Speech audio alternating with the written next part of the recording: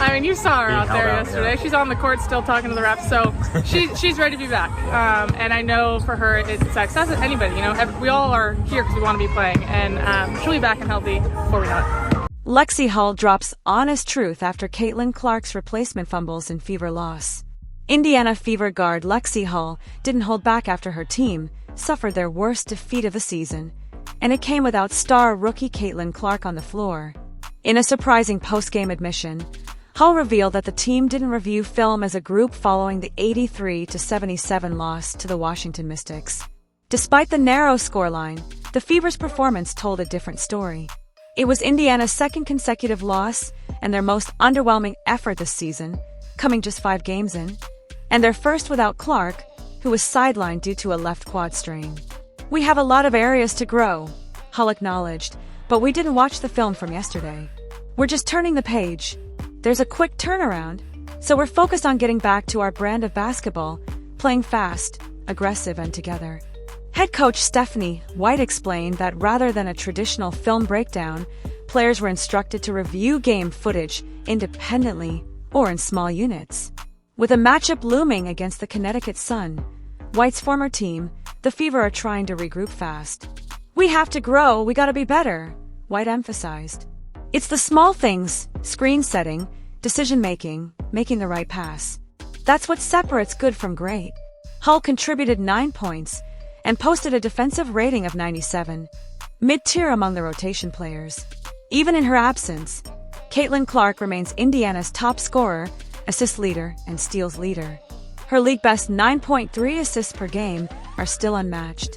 Clark's absence exposes Fever's vulnerabilities. Veteran Sydney Colson filled in for Clark in the starting lineup but struggled. She shot 2 of 7 from the field, scored just 4 points, and committed 5 fouls and 3 turnovers in 31 minutes.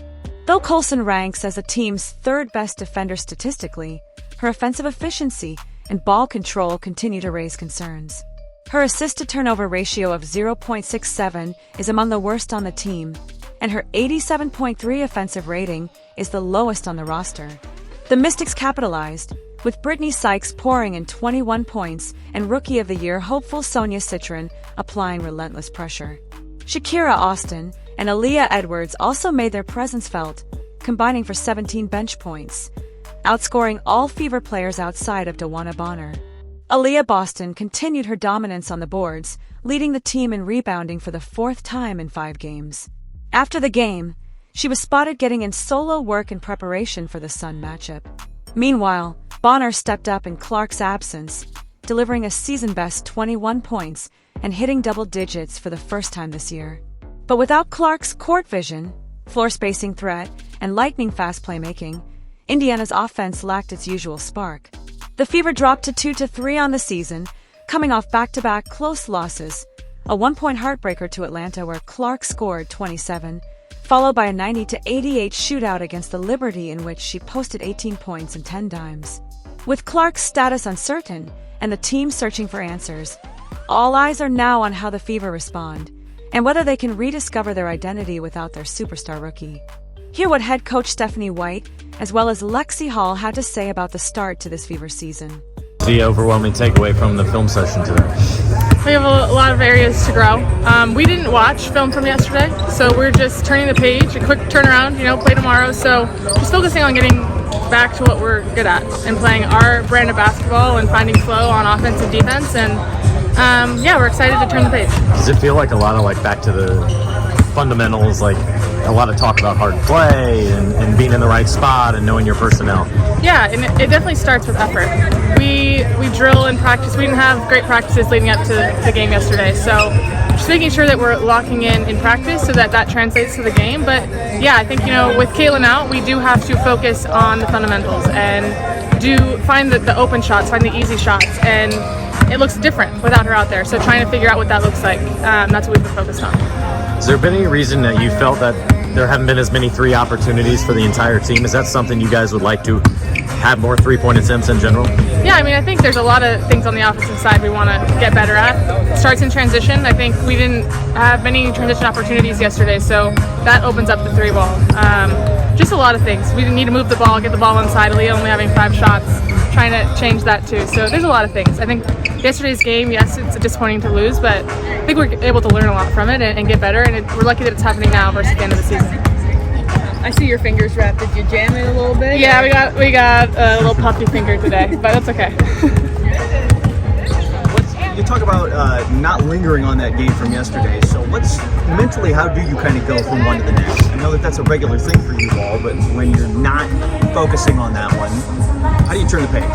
I mean, it's just knowing what we need to do better and pinpointing things that we know we can do better. It's not that we can't do those things. It's not that it's impossible. We haven't seen ourselves do it. We've seen ourselves do certain things, and we didn't do them yesterday. So making sure that we're locked in and focusing on the little things, because at the end of the day, all those little things really added up yesterday, and it starts on the defensive side. So we're really locked in for tomorrow on that side. From the outside, it might seem like this big thing with Caitlin being out, but is it really just a lot of little things? Then to make those adjustments that's gonna steer this in the right direction for a couple weeks? Yeah, I mean, defenses play is different without Caitlin out there. So we're just trying to, figure out what our best looks are, and it's going to be a learning process. It feels a little bit like we're starting over with a different group because everything's a little bit different without her out there, but we're excited about the opportunity to have everybody step up. We talk about being deep and be able to rely on all of our players to go out there and impact the game in a positive way. You mentioned the bad practices leading up to Washington. Do you feel like today was a better practice? Yeah, I think we had good energy. I think we're all, excited about forgetting about the one yesterday and moving on and getting better and putting a better brand of basketball out there. So the energy was good, and we're definitely excited for tomorrow. You're probably closest as anyone to Caitlin. How's she handling not playing? And I mean, you saw her out there yesterday. Yeah. She's on the court still talking to the refs, so she's ready to be back. And I know for her, it's success. Not anybody, we all are here because we want to be playing, and she'll be back and healthy before we know it. Injury notwithstanding, what's the input like from her? We see a lot of talking between her and just kind of everybody, that she has something to offer about every little thing. How's the communication like with that? I'm seeing her grow in ways I didn't expect. I think her being able to watch the game from a different lens and be able to sit by the coaches and hear what they say, and I think she's learning a lot, and she's in the locker room being very vocal about that, because you do hear things and you see things differently when you're not in game mode. So I think it'll be good. It'll be good for her game. It'll be good for us, and I think we're just trying to take as much as we can from this experience as we can. Lexie mentioned you guys didn't watch practice from last night's game. You want to turn the page. Just what was the message to the team this morning? Yeah, we'll watch that individually and in small groups. We wanted to take the time today. On these short turnarounds, it's hard to do both without making it incredibly long days, especially when you get back really late. So we'll watch them in small groups. We'll watch them, individual film. We gotta grow. We gotta be better. We've got to make sure that we're not making the same mistakes. Sometimes that's defensive coverages. Sometimes that's lapses and being great screeners. Sometimes that's giving shooters passes. It's all about the little things, right? And being detailed oriented, and being able to carry over from one game to the next. So we started working on Connecticut today and getting ready for tomorrow. Steph, is this less about the mentality, okay, we can't do X, Y, and Z maybe with Caitlin, but what can we do without her? Is that more the brain you got to switch over in that direction? Yeah, it is, and how you play. Caitlin's a player who has the ball in her hands a lot, plays a lot in two-man. She's found success with AB in the two-man game.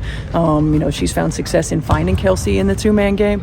I think sort of re-engineering and looking at some of our more off-ball movement, and that's timing, that's spacing, that's a different kind of execution. It's something that we want to get to anyway, so that we have a healthy balance. So it's obviously you're putting a lot of pieces together. Having Dee early in and out of the lineup, Sophie in and out of the lineup, and now Caitlin out of the lineup, trying to put those pieces together and mesh it. It's taken a little bit more time, but I can tell you I'd rather have the adversity now in May than as we go through the season, and I believe that this is going to make us stronger. What's been the most frustrating thing of kind of the last week when things aren't clicking, people are on different pages, and the execution hasn't been there to your liking? I think our defensive execution, that's something that's got to travel. Offensively, it's going to be a work in progress. We know that. We've got to be able to stay in our defensive coverage, in our on-ball screen. We've got to be able to know it. We've got to be able to communicate it. We've got to be able to execute it. We've got to force people to beat us with second and third actions, not in their first action. And oftentimes when we're getting beat in that first action, then it's opening them up for offensive rebounds, and that's when we tend to put people at the line because we're automatically in rotation to start, and then we're playing from behind. A lot of them have talked about the physicality. Is that like lead by example, or is that something everyone just needs to start out with from the beginning of the game? I think everybody needs to start out with it, by the beginning of the game. We cannot allow teams to just move the ball where they want to. We've got to be up in passing lanes. We've got to have a little bit more physicality just in terms of us not letting them go where they want to go. We got to feel us, and that looks different. It looks different from the perimeter than it does in the post. But you have to make them feel us. They can't just move freely, cut freely, pass freely. A lot of offense in the WNBA is about rhythm. It's about timing. It's about spacing. And physicality just disrupts rhythm, timing, and spacing. And, we've seen it on our end and how it disrupts us a little bit. And we need to be a little bit more imposing our will a little bit more on the defensive end. Just find teams are just better at that. Offenses are just better. I know that doesn't answer the question at all, but we just see so much more from so many teams now than we did recently. No question. And good offense always beats good defense. It's something that you have to make adjustments, and you have to have counters, and you have to read, and you have to keep playing through multiple actions. So what you have to do as a defensive team is you have to force them into what you're willing to live with, right? And not what they want to do, not their strength, but you have to force them into what are you willing to live with. How are we willing to have them, make a shot, or what are we willing to accept from a defensive standpoint? And we haven't. We've done it at times, but consistently we are not to where we need to be. Is that the trickiest part? Because you've had some 12, 13, 14-point quarters, yeah. But then there's the 30s and the 35s that are getting at you. It is, and it's a mentality. And again, from a coaching perspective, that's our job has to be able to find those right defensive combinations. Who can we have on the floor that plays well together offensively? Who can we have on the floor that plays well together defensively? And sometimes we might have to give up one for the other. Lexie Hull's honest admission shows just how much this team is feeling Caitlin Clark's absence. And it's clear the Indiana Fever are still searching for answers. But what do you think? Can they bounce back without Clark? Or is the pressure already building too fast? Drop your thoughts in the comments below. We love hearing your takes. Don't hold back. And hey, if you enjoyed this breakdown, make sure to like the video, subscribe to the channel, turn on notifications so you don't miss the latest updates from around the WNBA and beyond. Thanks for watching, and we'll see you in the next one.